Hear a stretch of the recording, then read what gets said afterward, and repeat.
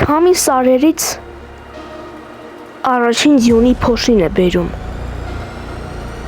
և շաղ տալիս բոբիկ ոտներիս ու փշաքաղված մազերիս վրա։ Շապիկիս փեշից ու թևերից կախված գույնզգույն խաշանման կարկատները պոկում է քամին, խառնում է ծառից թափվող խաշամին։ Խաշամ, ինչ խաշամ, թեժաթուղ, լավաշ։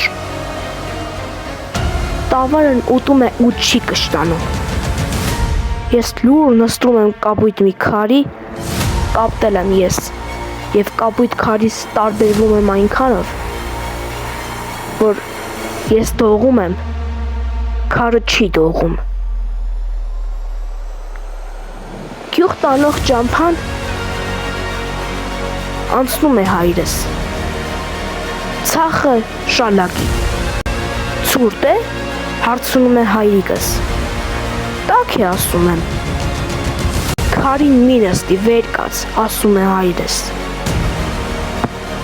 տավարը հանկարծ լույսով չբերես, ասում է ու շարունակում իր ճանապարհը։ Հիշեցի երեք օրս, հայրս լաց եղավ, ինչու հիշեցրի։ Պապս ասում էր,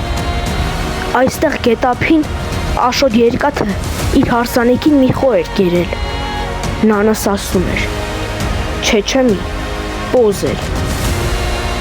Այստեղ Հիսուսի գառներն են կորել։ Մեր գյուղի վանքը, ասում էր նանաս, մեր գյուղի հին ու նոր ցավերն էին տանում։ Չէի հասկանում։ Խոհերս վախկոտ մողեսների պես դուրս էին բրծնում քարերի տակից,